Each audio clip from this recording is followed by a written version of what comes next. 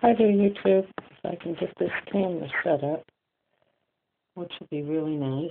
I'm going to start on. Nope.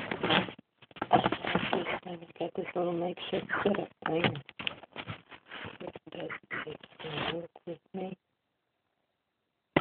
And then I can't tell if I'm. What do I got to do? Sit it up higher? I got to sit it up higher.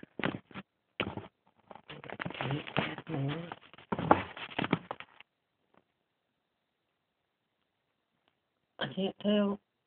Well, I'm going to pray that I'm actually in line of fire.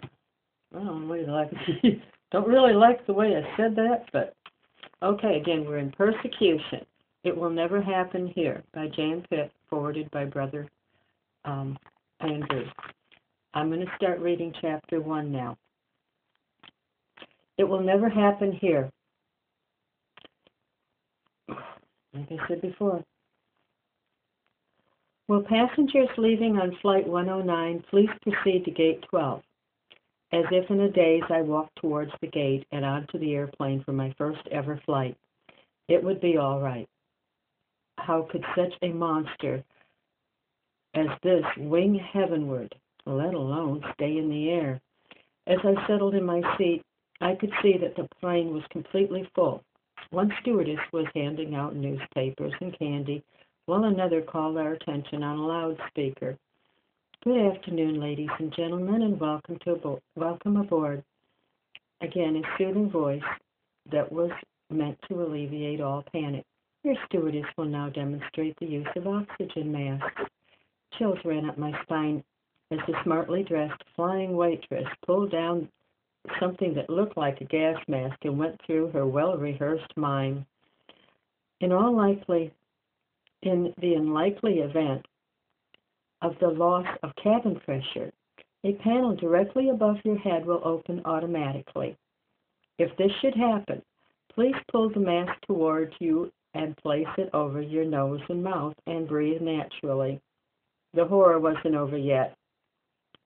We were then told to study a pamphlet, which was to be found in a pouch attached to the back of the seat in front of us.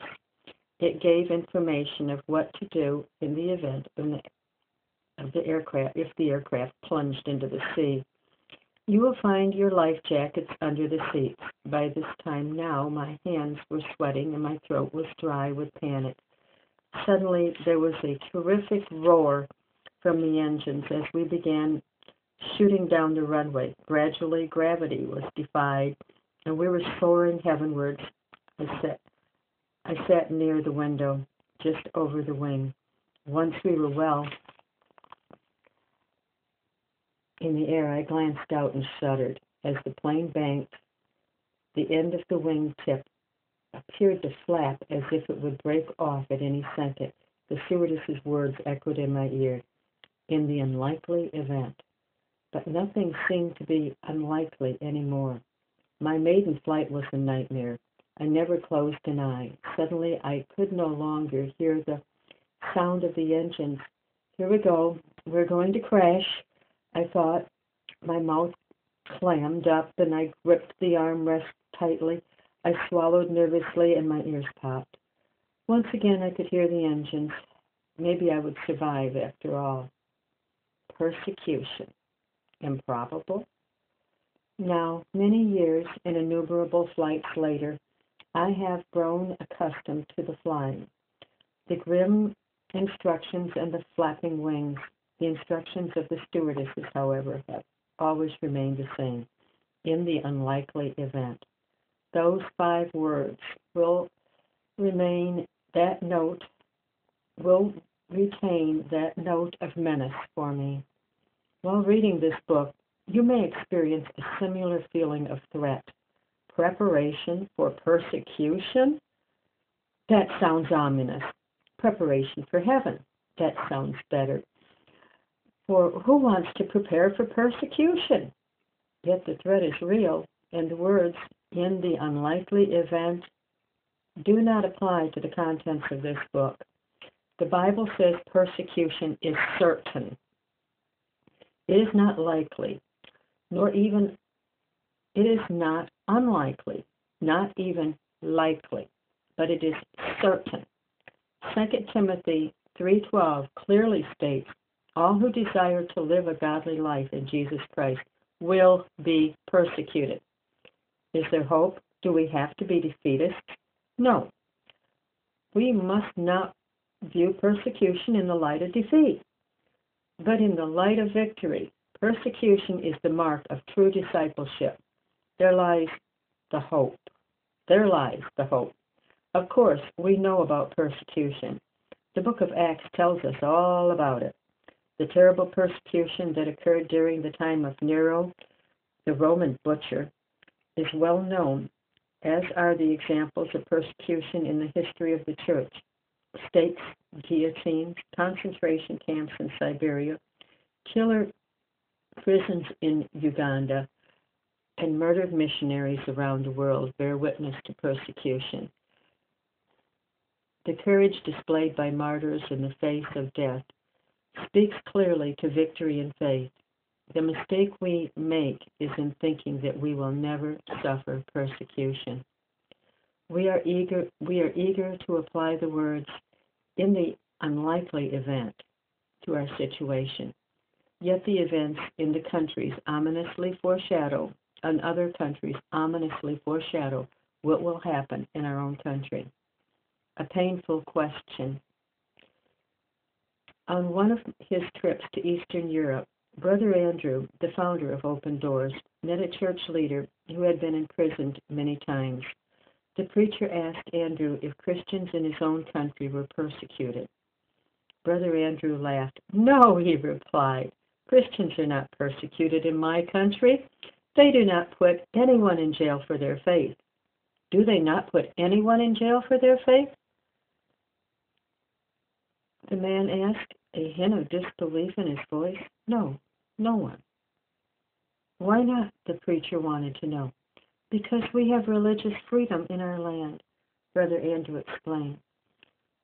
But the Eastern European believer insisted, then what do you do with 2 Timothy 3:12, where it says that godly believers will be persecuted?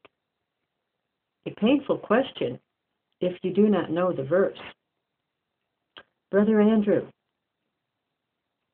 read it shamefacedly and then said quietly, nothing. We do nothing with that verse. Yes, what we do with this verse and with others which speak of persecution, do we ignore those which do not fit into our plans, or do we interpret them as not applying to Christians today, or not applying to Christians in the United States? We're very good at claiming the Lord's promises and ignoring his conditions. The commandments were meant for the Israelites, not for us.